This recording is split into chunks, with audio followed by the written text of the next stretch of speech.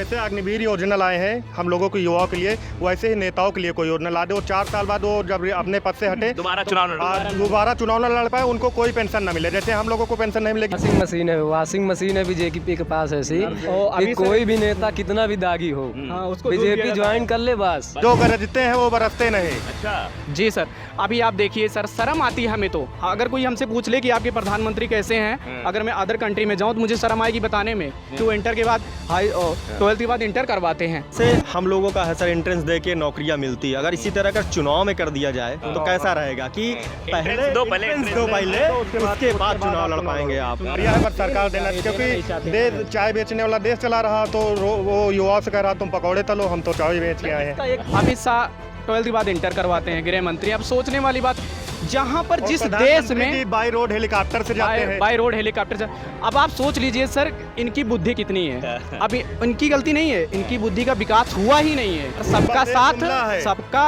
नाश, सत्यानाश।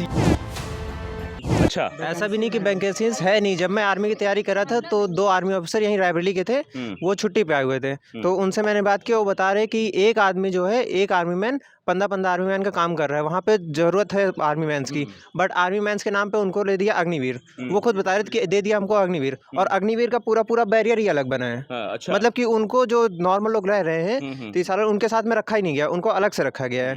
और रही बात रेलवे की, रेलवे में भी यही बात हुई थी। रेलवे की कुल मिला के 6 साल बाद समथिंग वैकेंसी आई है, और उसके बाद वैकेंसी भी इतनी आई है, उसके बाद भी आगे कुछ कहा नहीं जा सकता। अगर यही धड़ाधड़ फॉर्म भरे जा रहे होंगे, धड़ाधड़। अरे बहुत फॉर्म भरे जा रहे हैं। आप 30 लाख प्लस हो गए। रेलवे का ये सीन है सर कि बताइए 5000 वैकेंसी एएलपी में दिए हैं, 9000 टेक्नीशियन में दिए हैं, और 4500 के समथिंग आरपीएफ। तो अब बताइए इतनी बड़ी जनसंख्या में पूरे देश का फॉर्म भरा जाता है वहाँ पे, पूरे देश और पे आई हैं। इतनी कम वैकेंसी कैसे होगा, कैसे तो आप चलेगा? समझ सकते हैं कि नौकरियां बहुत कम है, तैयारी करने वाले बच्चे दिन ब दिन निकाल नहीं रहे। नौकरियां है, बस सरकार देना, क्योंकि देश चाय बेचने वाला देश चला रहा तो वो युवाओं से कह रहा तुम पकौड़े तलो, हम तो चाय बेच के आए हैं। इसका एक ऑप्शन और हो सकता है सर अच्छा कि जैसे हम लोगों का है सर, एंट्रेंस दे के नौकरियां मिलती है। अगर इसी तरह का चुनाव में कर दिया जाए तो कैसा रहेगा कि पहले उसके बाद चुनाव लड़ पाएंगे आप, तब देखें क्या होता है। आधे तो इसमें फेल हो जाएंगे, फिर 90% फेल हो जाएंगे सर, 90%। जो पढ़े लिखे नहीं हो तो गए, पढ़े लिखे हुए भी जो फर्जी का डिग्री लेके बैठे हैं वो भी। एक बात समझ में नहीं आता कि हमारे भारत देश के प्रधानमंत्री, कहना नहीं चाहिए लेकिन अब कह रहे हैं, तो उनको ये नहीं पता कि हमें बोलना क्या है। अच्छा आपने सुना होगा न्यूज़ में वो क्या क्या बोलते हैं, मतलब अपने भाषण में क्या क्या बोलते हैं। अमित शाह 12th के बाद इंटर करवाते हैं, गृह मंत्री। अब सोचने वाली बात, जहां पर जिस देश में बाई रोड हेलीकॉप्टर से जाते हैं, बाय रोड हेलीकॉप्टर से, अब आप सोच लीजिए सर इनकी बुद्धि कितनी है। अभी इनकी गलती नहीं है, इनकी बुद्धि का विकास हुआ ही नहीं है। अच्छा, तो ये फिर कैसे कह रहे सबका साथ सबका विकास? सर सबका साथ सबका नाश, सत्यानाश ये है।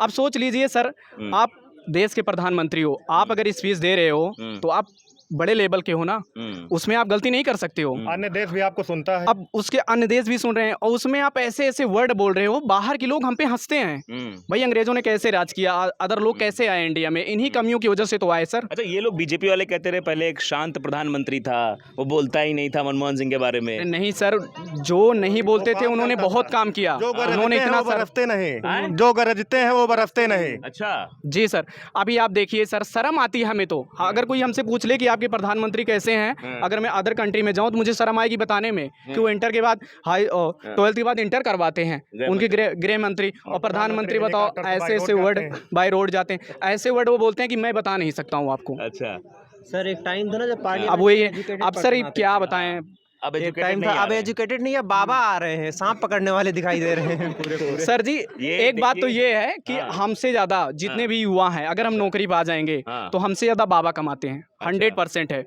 किसी गांव में झोला लेके पहुंच गए, 7-8 कुंटल गेहूं पा गए, उनका दिन का कम से कम 10,000 कमा लेते हैं आराम से। और आप अच्छा, तुम नहीं जाते बाबा पास कभी, ऐसे बैठे रहते हाथ दिखाने, बाबा नौकरियां कब लगी, नौकरी बाबा देख के बताएंगे कि बेटा तुम आओ हमारे चेले बन जाओ, तुमको हम 30,000 महीना देंगे, और उनके पास चले जाएंगे, हम भी झोला उठा के मांगने लगेंगे।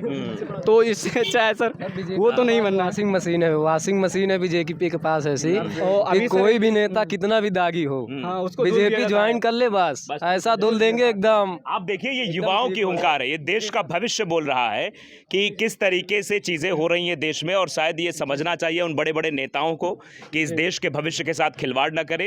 इनको नौकरी मिलनी चाहिए, और ये रोज़गार का जो मुद्दा है, बेरोज़गारी जो मुद्दा सबसे बड़ा है, वो हावी होता दिखाई दे रहा है। तो हम कोचिंग सेंटर में थे, बातचीत कर रहे थे, और हाँ, ये जैसे अग्निवीर योजना लाए हैं हम लोगों को, युवाओं के लिए, वैसे ही नेताओं के लिए कोई योजना ला दे। वो 4 साल बाद वो जब अपने पद से हटे दोबारा चुनाव न लड़ पाए, उनको कोई पेंशन न मिले। जैसे हम लोगों को पेंशन नहीं मिलेगी, अगर नेता एक दिन के लिए विधायक बन जाता है तो उसको जीवन पेंशन मिलेगी। एक सेना का जवान 4 साल बाद रिटायर होकर आएगा, वहाँ बता रहे 25% हम लेंगे, 4 में से 3 ले लेंगे, 4 में से 3 को बाहर कर देंगे, 1 को लेंगे, 3 बाहर आएंगे, अपना बताएंगे, किसी प्राइवेट कंपनी में जाएंगे, वहाँ उनसे पूछा जाएगा। उसी तरीके नेताओं से भी होना चाहिए, वहाँ उनसे पूछा जाएगा युवाओं से, जब तुम काबिल थे, तुम यहाँ काबिल थे, तो सेना से क्यों निकाल दिए गए।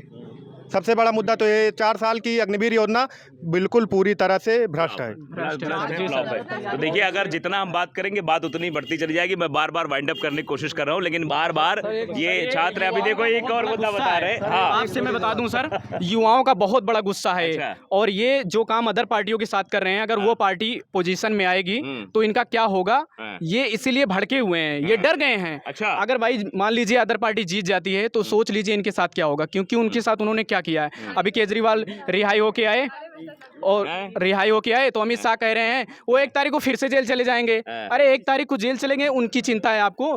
देश की चिंता करो, देश की चिंता करो नहीं।